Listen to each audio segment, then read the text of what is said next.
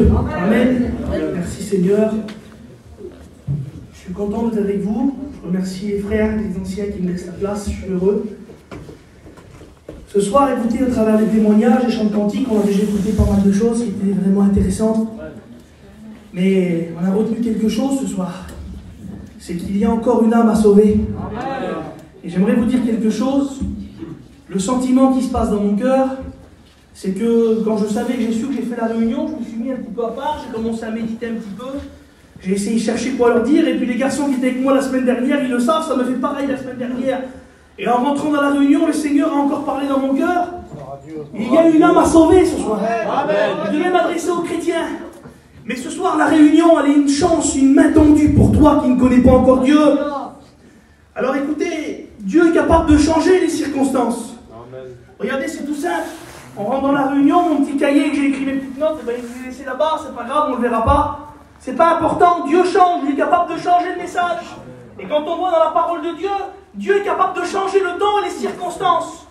Il est capable de faire tomber la pluie, de la faire arrêter, de faire tomber le feu du ciel. Il est capable d'arrêter le soleil dans sa course. Quand il veut bénir quelqu'un, il est capable de tout arrêter. Mais ce soir, il y a quelque chose de beaucoup plus important. C'est que non seulement tu es capable d'arrêter Jésus, mais il est capable d'arrêter dans ton cœur et venir y faire sa demeure chez toi. Celui qui a créé, excusez-moi, je me laisse aller ce soir, celui qui a créé le ciel, qui a créé la terre, celui qui a créé la pluie, celui qui a créé le soleil, qui a arrêté ces choses, qui est capable de faire arrêter le créateur de ces choses ce soir, et il veut venir dans ton cœur. Oui, Dieu est capable de le faire. Et j'ai écouté notre ancien de notre mission, il expliquait ça, j'aimerais vous le dire.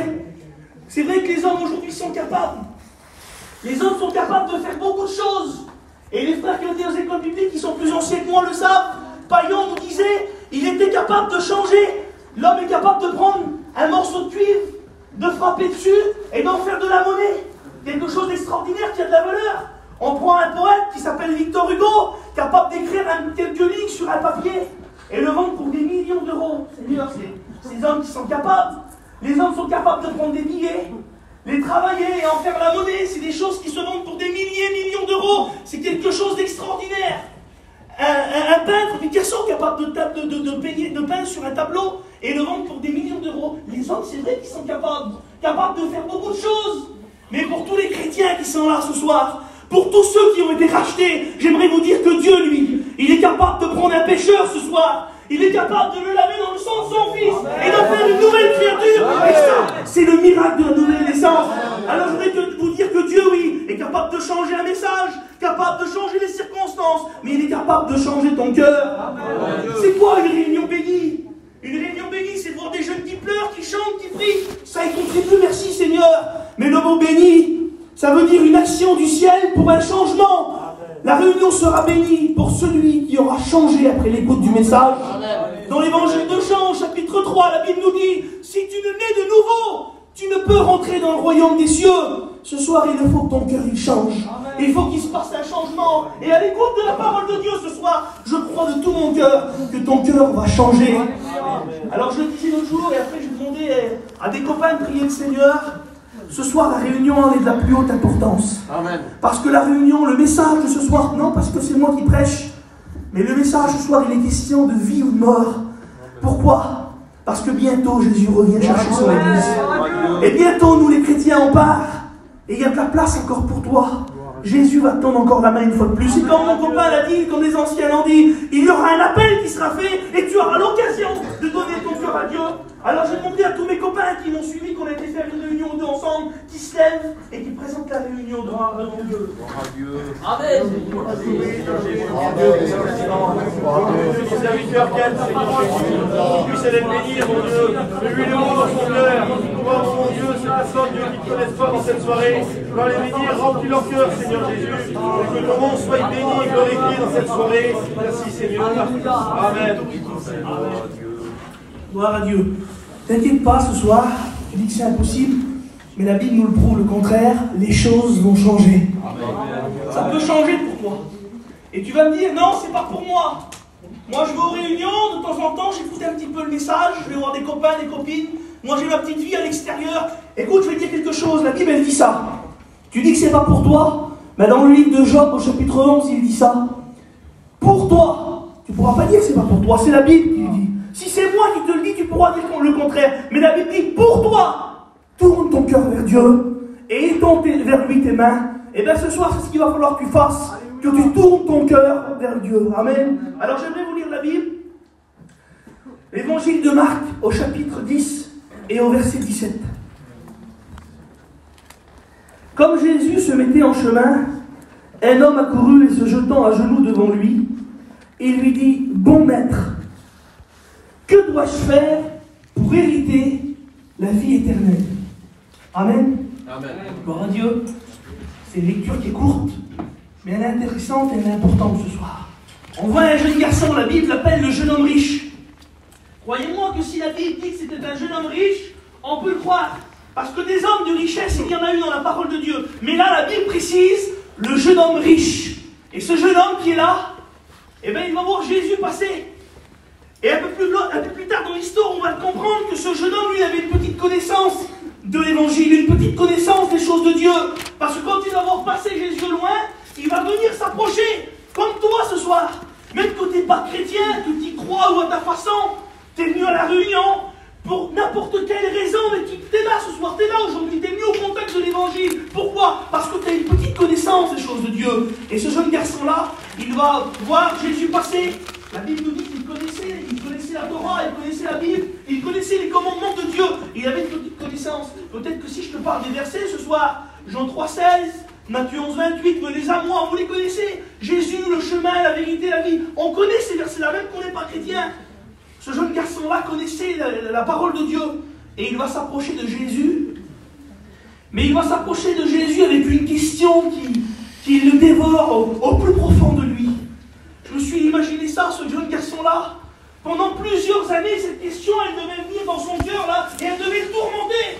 Jour et nuit, il devait y penser, il devait essayer de compenser, en essayant d'apprendre la parole de Dieu, en essayant de venir de temps en temps, quand il y avait un message qui était donné, dans les synagogues, ou peu importe, il devait venir essayer d'écouter, parce qu'il voulait satisfaire la question qu'il y avait au plus profond de son cœur.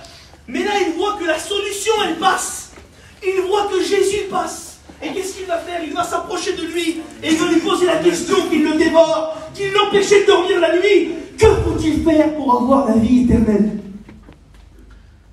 Mais peut-être que c'est une question qui te tracasse aussi, ça. Cette fameuse vie éternelle, ce fameux paradis, cette vie après la mort. Peut-être qu'elle te tracasse aussi, cette question-là. Peut-être qu'elle t'a fait cogiter des nuits et des nuits à y penser. Est-ce que c'est vrai ce qu'ils disent les chrétiens? Est-ce qu'il y a un paradis? Est-ce qu'il y a un enfer? Est-ce qu'il y a une vie après la mort? Et bien ce jeune garçon-là s'approche de Jésus. Et Jésus, écoutez, il va lui donner la réponse, il va lui donner la solution.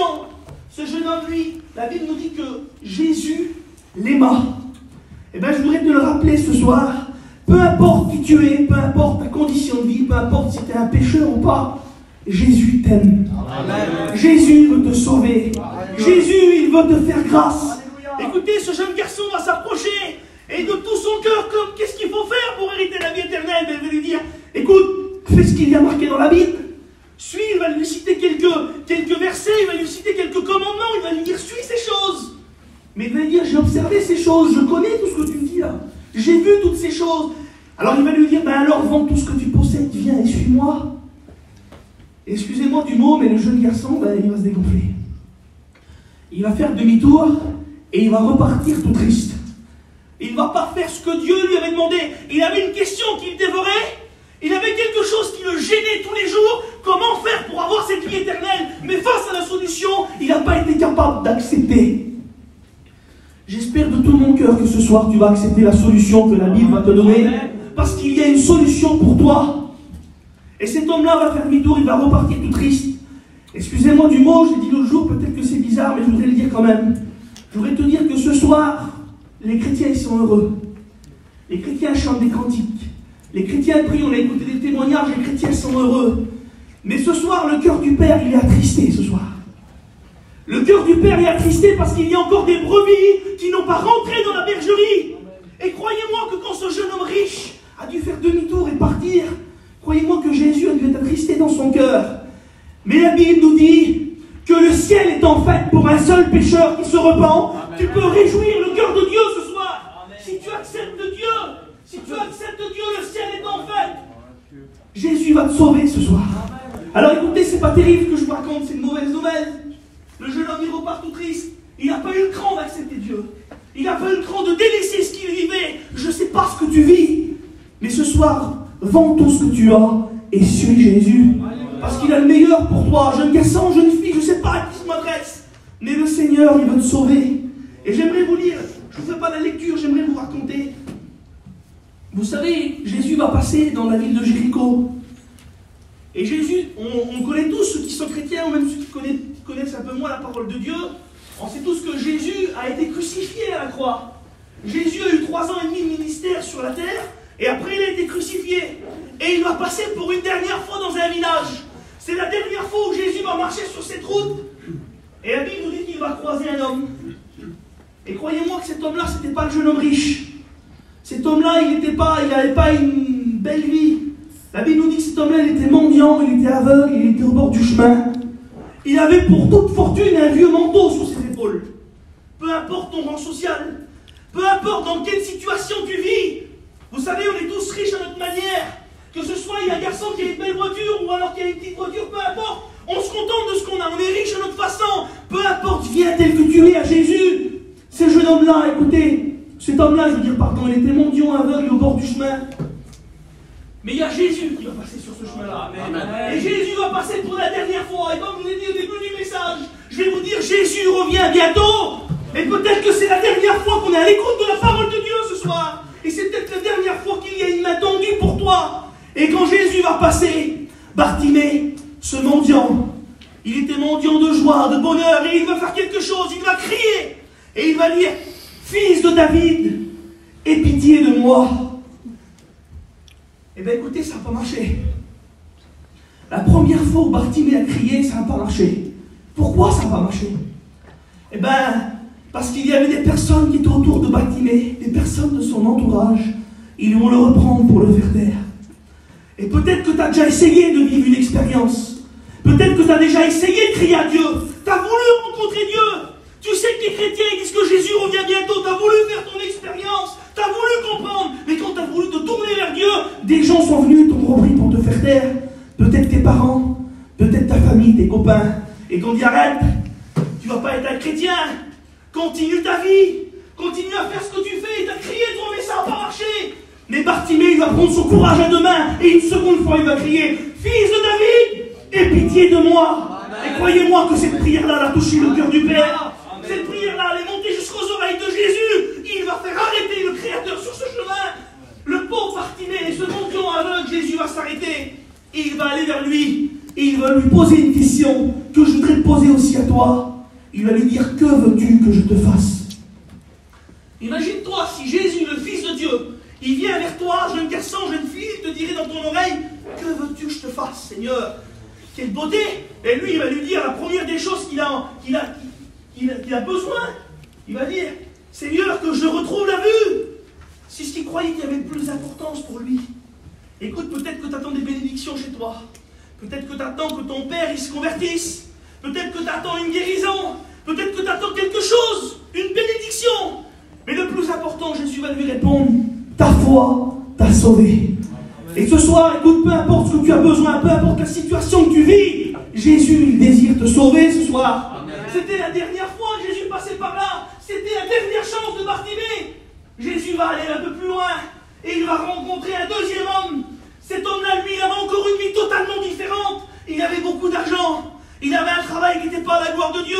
Mais lui, il avait une belle vie, il gagnait de l'argent. Tout allait bien pour lui.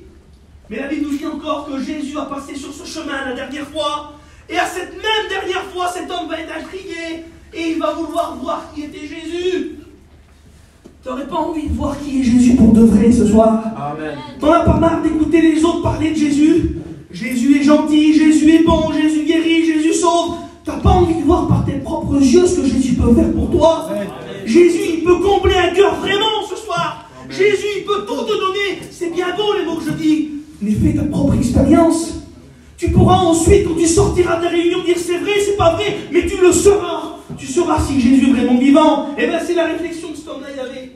Et cet homme-là, il va commencer à aller au-devant de Jésus. Et il va s'approcher de Jésus, je vous passe tous les détails. Quand il va s'approcher, Jésus va le regarder et il va l'appeler par son nom. Ce soir, Jésus est capable de t'appeler par ton nom. Il connaît les plus profonds de ton cœur. Il connaît ce que tu vis quand tu es tout seul dans ton camping, quand la soirée elle est terminée, quand le rideau il tombe, quand tes copains ils sont couchés chacun chez eux, que tu es dans ton camping tout seul. Jésus connaît la pensée de ton cœur. Il sait ce que tu vis dans le secret. Il sait si tu es véritablement heureux ou pas. Il va lui dire, Zachée, dépêche-toi de descendre. Pourquoi? Alors dépêche-toi. Je voudrais te le dire, dépêche-toi de venir à Dieu. Il nous reste encore un peu de temps.